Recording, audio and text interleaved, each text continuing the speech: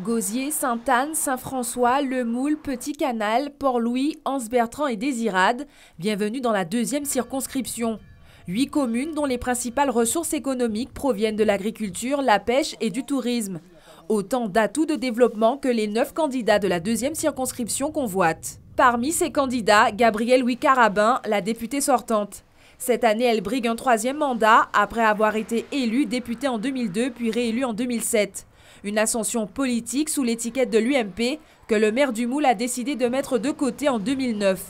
Aujourd'hui, Gabrielle Louis-Carabin défend les intérêts de la deuxième circonscription sous la bannière d'Hiver Gauche. Face à elle, 2 candidats légitimes de gauche, Christian Couchy et Moïse Ayassami. À leur droite, Laurent Bernier, ex-suppléant de Gabrielle Louis-Carabin, est désormais secrétaire départemental de l'UMP. Sa mission, rassembler une droite locale ébranlée par la victoire de la gauche aux élections présidentielles.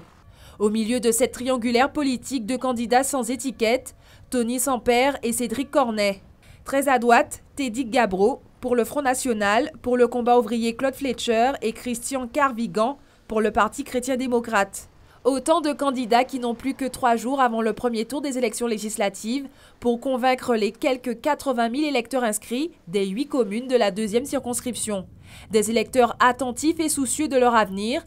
Le logement, l'emploi, l'agriculture, la pêche devraient être, selon eux, au cœur des priorités des députés. En tant que pêcheur, justement, on attend qu'il y ait un aménagement justement pour la vente du poisson gosier en centre-ville, parce qu'il n'y a pas ça. Quelque chose approprié justement pour ça. Pour qu'on puisse vendre le poisson de bonnes conditions, justement, l'aménagement avec de l'eau, tout ça, pour bien travailler, quoi. Hein, travailler proprement, de bonnes conditions, surtout ça. On voulait plus de formation et plus d'emplois. Pour les jeunes de la Guadeloupe. Que les entreprises là, nous prennent en stage, là, qui nous aident.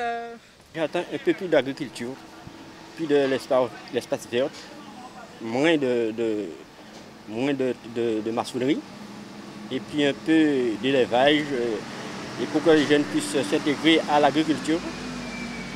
Et puis à ce moment-là, ils pourront quand même dire qu'on s'occupe d'eux. Plus de travail pour les jeunes, parce qu'il y a trop d'élégance. On te promet des trucs et il ne fait pas de promesses. Alors ça, c'est pas bien. Si on te promet quelque chose, on te dit oui, on te donne du travail.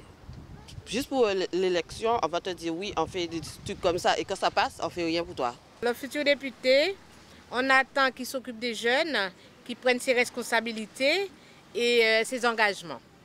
L'engagement qu'il a pris envers les jeunes, même les personnes âgées aussi. Hein. Il y a beaucoup de difficultés, surtout de logement pour les jeunes, logements pour les personnes défavorisées. On attend beaucoup de lui, de toutes ses promesses. Tous les matins, je les entends. Je les écoute à la radio, quelle que soit la radio, quelle que soit la télévision, je les écoute. Ils viennent avec beaucoup d'ambition, mais malheureusement, rien n'est fait.